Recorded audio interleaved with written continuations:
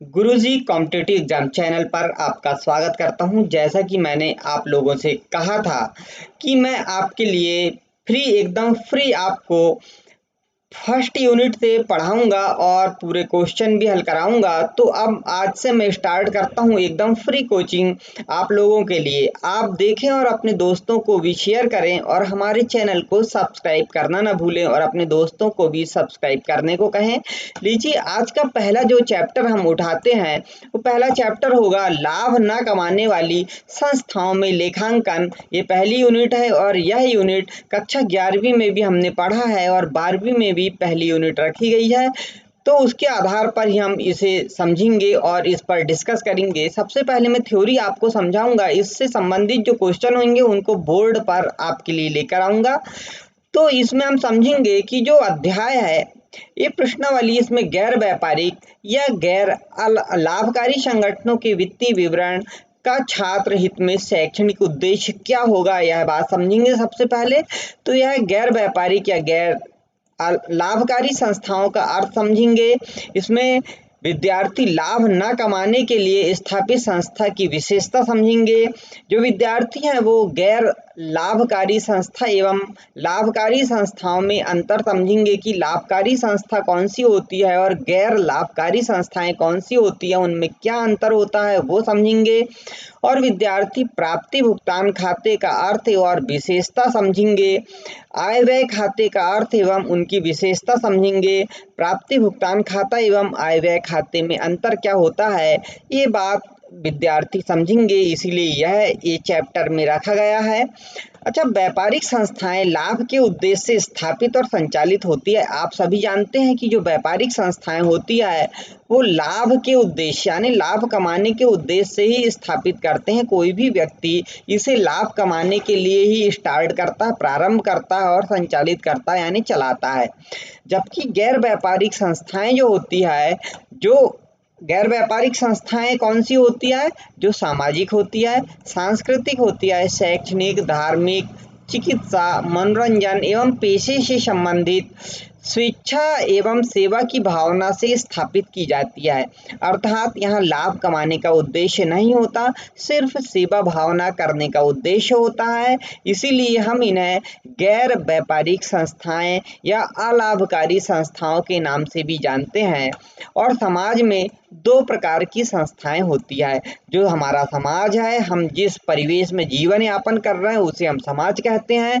और समाज में दो प्रकार की संस्थाएं होती है, एक लाभ कमाने वाली व्यापारिक संस्थाएं और दूसरी जो होती है वो कल्याण का कार्य करने वाली अर्थात गैर व्यापारिक संस्थाएं, अर्थात कल्याण का काम करती है, समाज सेवा का काम करती है। उन्हें हम गैर व्यापारिक संस्थाओं के नाम से जानते हैं।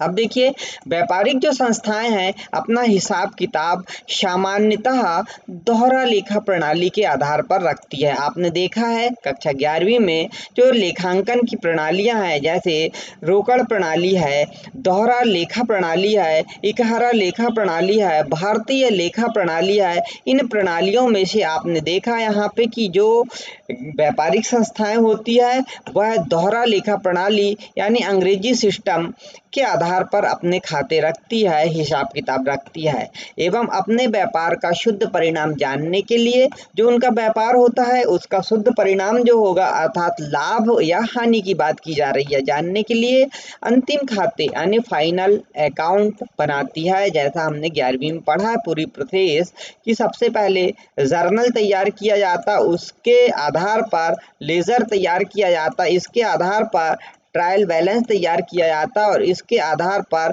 फाइनल अकाउंट में 3 खाते यहाँ पे तैयार किए जाते हैं। वो यहाँ पे बताया गया है कि यहाँ फाइनल अकाउंट बनाती है।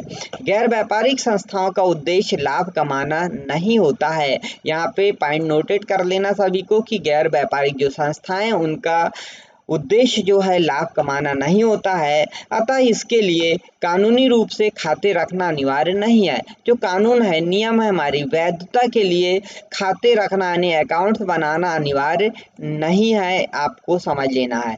पर जनता से इन्हें चंदा एवं दान प्राप्त होता है। दान और चंदा दोनों ही ऐसी संस्थाओं को प्राप्त होता है, अतः ये अपना हिसाब किताब रोकड़ पुस्तक के आधार पर रखकर विभिन्न खाते बनाती है। ये संस्थाओं को जो दान या चंदा मिलता है, इनके कारण इन्हें हिसाब किताब रखना पड़ता है और रोकड़ पुस्तक के आधार पर ये अपने हिसाब किताब रखती है।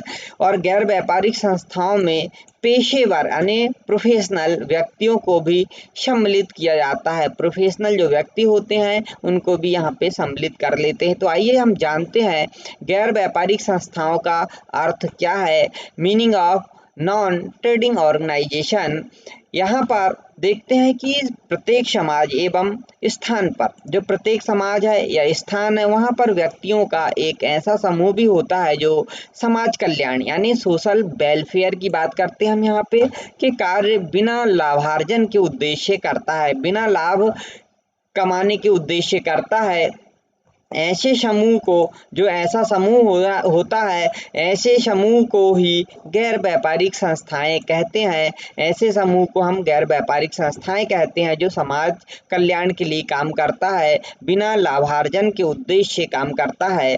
जैसे शिक्षण संस्थाएं हुई, अस्पताल है, सेवा कार्य करने वाले विभिन्न क्लब हैं, पुस्तकालय है, धार्मिक संस्थाएं हैं इत्यादि इन्हीं में आते हैं। इन्हें पेशेवर व्यक्ति यानी प्रोफेशनल को भी सम्मिलित किया जाता है। जो प्रोफेशनल व्यक्ति होते हैं उनको भी इसमें शामिल कर लिए जाते हैं, जो अपनी सेवाएं उपलब्ध कराकर आय अर्जित करते, जैसे शिक्षक, चिकित्सक, इंजीनियर, वकील जो होते हैं, इनको भी इसमें शामिल कर लिया जाता है। अब हम देखते हैं यहाँ पे गैर व्यापारिक संस्थाओं के उदाहरण की बात करेंगे हम कि गैर व्यापारिक संस्थाएं कौन कौन सी हो सकती है। तो याद रखने वाली बात है कि गैर व्यापारिक जो संस्थाएं, उनकी आय का प्रमुख स्रोत सदस्यों से प्राप्त चंदा होता है, जनता से प्राप्त दान होता है, सरकार व सरकारी संस्थाओं से प्राप्त अनुदान व सहायता होती है। अब देखते हैं गैर व्यापारिक संस्थाओं के प्रमुख उदाहरण की यहाँ पे हम बात कर लेते हैं। पहला शैक्षणिक संस्था की बात करते हैं, जिसमें विद्यालय, महाविद्यालय और विश्वविद्यालय आ जाते हैं, जो गैर व्यापारिक संस्था होती है। धार्मिक संस्था की बात करेंगे तो मंदिर, मस्जिद, गुरुद्वारा, गिरजाघर, ये सब जो हैं धार्मिक संस्थान कहलाते हैं। खेल संस्थान भी गैर व्यापारिक संस्थाएं होती, जैसे खेल क्लब, व्यायामशाला जो है, ये गैर व्यापारिक संस्थाएं हैं। सामाजिक संस्थान की बात करते हैं तो अस्पताल, पुस्तकालय, औषधालय, ये सब सामाजिक संस्थान होते हैं। इसी प्रकार मनोरंजन व सांस्कृतिक संस्थान की बात करें तो मनोरंजन समितियां होती है, सांस्कृतिक समितियां होती है, कला एवं सांस्कृतिक समिति होती है। पेशेवर प्रबंधन में गैर व्यापारिक संस्थाएं होगी चैम्बर ऑफ कॉमर्स, शिक्षक संघ, श्रम संघ, मेडिकल काउंसिल, बैंकर्स एसोसिएशन, भारतीय चार्टर्ड अकाउंटेंट जो संस्थान है इत्यादि, ये पेशेवर संस्थाएं और ये भी गैर व्यापारिक संस्थाओं में जाके अपना काम करते हैं। पेशेवर व्यक्ति की बात करते हैं, जैसे डॉक्टर, अंकेक्षक, अभियंता, वकील, आर्किटेक्ट आदि जो होते हैं, ये पेशेवर व्यक्ति की श्रेणी में आते हैं। अब लीजिए चलते हम गैर व्यापारिक संस्थाओं द्वारा हिसाब रखने की आवश्यकता या उद्देश्य की बात करते हैं। अक्सर करके यह क्वेश्चन पूछा जाता है परीक्षा में कि गैर व्यापारिक संस्थाओं का हिसाब रखने की आवश्यकता क्यों होती है। तो देखिए यहाँ पर गैर व्यापारिक संस्थाएं निम्न उद्देश्य या आवश्यकता के संदर्भ में अपना हिसाब किताब रखती है। पहला तो शुद्ध आय की गणना।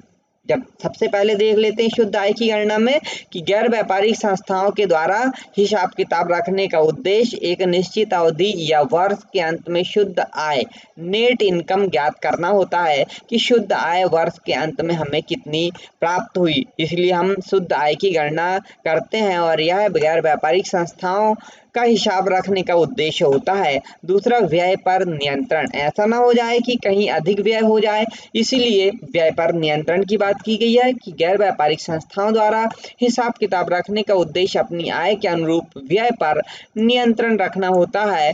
आय के अनुरूप ही व्यय किए जाने चाहिए, अन्यथा फिर खर्च कैसे चल पाएगा।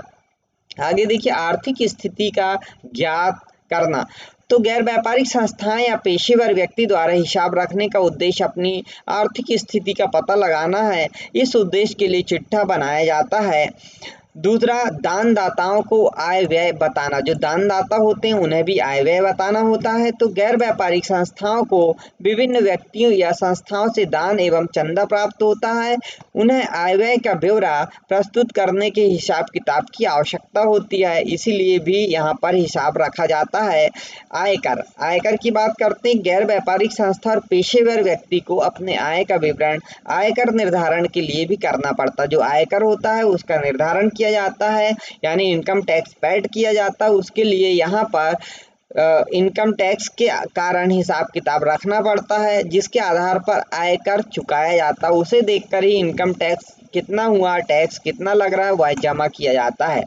अगला देखते हैं, संपत्तियों की जानकारी प्राप्त करना। अब जो गैर व्यापारिक संस्थाएं उनके द्वारा हिसाब किताब रखने का उद्देश्य यह ज्ञात करना है कि वर्ष के अंत में उनके पास कितनी संपत्ति है तथा वर्ष के दौरान कितनी संपत्ति में वृद्धि हुई है। तो हिसाब रखने से ये पता हो जाता है कि हमने इस वर्ष कितनी और खरीद ली और पुरानी कितनी संपत्तियां थी। इस प्रकार संपत्ति की जानकारी प्राप्त हो जाती है। प्रगति का मूल्यांकन की बात करते हैं हम यहाँ पे, तो देखिए प्रगति का मूल्यांकन में गैर व्यापारिक संस्थाओं के द्वारा हिसाब रखने का उद्देश्य संस्था की प्रगति का मूल्यांकन करना भी होता है। जिस उद्देश्य के लिए संस्था स्थापित की गई है वह उद्देश्य पूरा हो रहा है या नहीं, इसकी जानकारी हिसाब किताब रखने से हमें हो जाती है। तो देखिए आपने आवश्यकता क्यों होती है हिसाब किताब रखने की, ये पूरी जानकारी आज आप इस वीडियो में समझी। अगले टॉपिक के लिए भी हम वीडियो लेकर आएंगे और आपको उन पर भी पूरा समझाएंगे। आपको यदि और कुछ अलग से समझना है तो आप कमेंट कर सकते हैं और अपने दोस्तों को भी यह जानकारी दे सकते हैं।